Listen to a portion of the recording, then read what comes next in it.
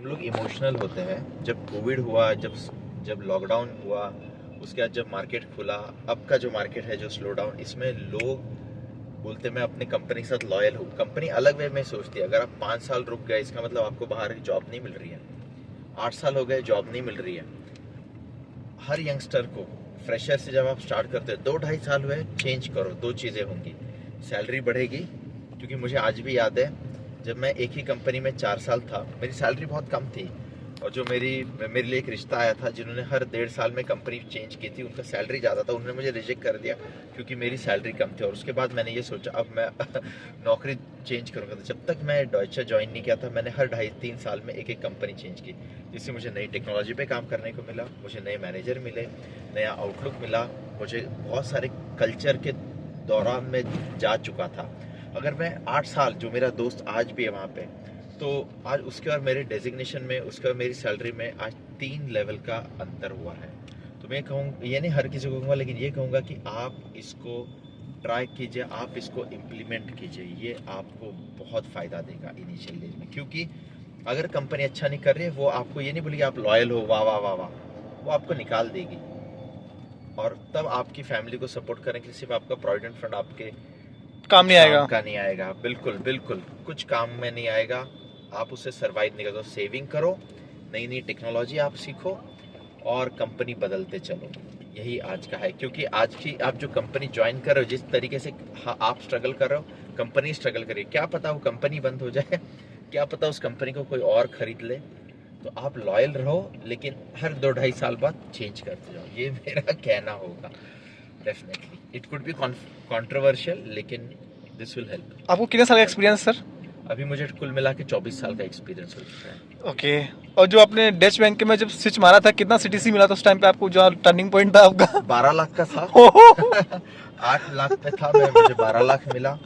और ये उसके कब की बाद बात है? डबल हुआ। ये लगभग 2008-9 की बात है। उस टाइम पे 12 लाख रुपए थे आपके बहुत पास? बड़ी सैलरी थी। अब राइट लेना है हमें, चलेगा, अब हम राइट लेंगे। थैंक यू सो तो मच फॉर भैया, दिस इनसाइटफुल नॉलेज सर। बिल्कुल। और अभी आपने देखा करियर स्विच करना, हम लोग लेफ्ट में खड़े थे बट हमने राइट में टर्न ले लिया। अब हम जा रहे हैं। आप अगर दर्शकों को ट्रैफिक भी दिखा सको, तो हमने बिल्कुल राइट से, लेफ्ट से राइट में मुड़ गए। तो अगर ये गाड़ी को अगर हम मोड़ सकते हैं, यस, तो ये तो हमारा करियर है। यस, राइट, ये it's our hand to shape. ये करियर है। ये स्टीयरिंग आपके हाथ में है, आप इसे मोड़ना है। अगर मैं चाहता तो यू टर्न ले सकता था, लेकिन मैंने कहा नहीं, आज हम सीधा जाएंगे।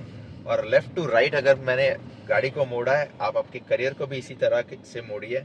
क्योंकि ये आपका करियर है और ये इनिशियल फाउंडेशन है। पहले 10 साल बहुत ज़्यादा इंपॉर्टेंट हुआ करते थे, अब पहले 5 साल बहुत इंपॉर्टेंट है। आप कीजिए। मैं नहीं चाहूँगा कि आपका रिजेक्शन हो, मैट्रिमोनी पे आपका प्रोफाइल को रिजेक्ट कर दे, भले आपके गुण मैच हो नहीं हो।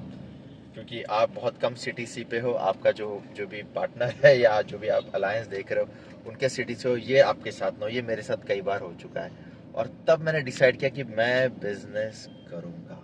तो मैं शुक्रगुजार हूँ हर उस लड़की का जिसने मुझे शादी.com पे रिजेक्ट किया है। हमारे यहाँ पे अनुरूप विवाह है मराठी वाला, उसमें मुझे रिजेक्ट किया है। मैं उस लड़की का बहुत शुक्रगुजार हूँ, हालांकि नाम नहीं लूँगा, जो यूएस में है।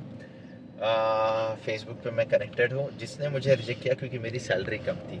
और तब मैंने डिसाइड किया नहीं, मैं आगे बढ़ूँगा, कुछ करूँगा। और वो मुझे सबसे ज़्यादा फ़ायदे में रहा है। अगर वो मुझे बिना रीज़न दिए रिजेक्ट कर देती, मुझे आज तक पता नहीं चलता कि क्यों, बट उसने मुझे बता के रिजेक्ट किया। तो आई थिंक उससे because of your salary was low. Salary was low. और ये चीज़, और कोई भी काम छोटा बड़ा नहीं, आप डेवलपमेंट में हो, डेवऑप्स में हो, प्रोडक्शन सपोर्ट में हो, लीगल में हो, रिस्क में हो, कहीं पे भी हो, डटे रहो। क्योंकि आईटी के अंदर हर एक डिपार्टमेंट कंट्रीब्यूट करता है, वो एचआर का हो, टीए हो, जो भी हो। तो वो सबसे इम्पोर्टेंट है, तो बिल्कुल करते चलो। Thank you so much sir. Thank you Pradeep भाई। अरे sir, thank you. Shivam is here. Cameraman ने बहुत मेहनत की है। Thank you cameraman. मेहनत की है, हाथ में उनके क्रैम्प्स आए, बट और शुक्रगुजार हूँ उस फ्रेंड का जिन्होंने आपको दिए क्या। और अभी देखिए, हम इस मुकाम पे पहुंच गए जहाँ से हमें अपने मकाम पे आने के लिए यूटर्न मारना है। यस। तो अगर ऊपर वाला अगर आपको कई बार यूटर्न की नौबत दे, तो निराश मत होइए, मारो। आप यूटर्न लीजिए। एज लॉन्ग एज आपने रूल्स फॉलो किया है, सीट बेल्ट पहना है, बिल्कुल यू टर्न लीजिए, क्योंकि आप आपके मकाम पे पहुंच रहे हो यू टर्न लेके, जो कि सबसे बढ़िया है। और देखिए ये परिवर्तन, जब हम निकले यहाँ कुछ नहीं था, आज यहाँ पे इतने लोग बैठे, अपॉर्चुनिटीज ही अपॉर्चुनिटीज हैं। तो Yes. कई बार आपको यकीन नहीं होगा, लेकिन मैं आपको कुछ फोटो शेयर करूंगा।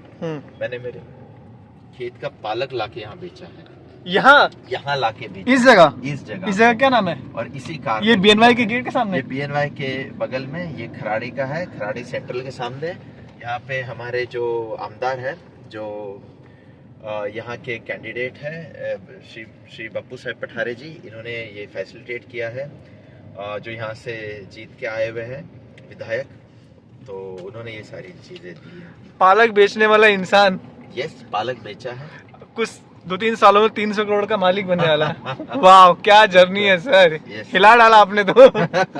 यही है। और बेचिए, पालक बेचिए और खेती बाड़ी कीजिए। जब भी आपको मौका मिले, जमीन खरीदने की जरूरत नहीं, किराए पे लेके कीजिए, पोल्ट्री कीजिए, डेयरी कीजिए।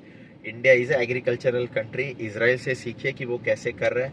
आईटी तो आप करते ही रहिए, बट आईटी के अलावा भी बहुत सारी चीजें कीजिए, क्योंकि यही है, आपको ये बिल्कुल खुशी देगा और बहुत सारा परिवर्तन आएगा आपके लाइफ में। डेफिनेटली हमेशा अच्छा ही होगा। Thank you so much sir. Pleasure.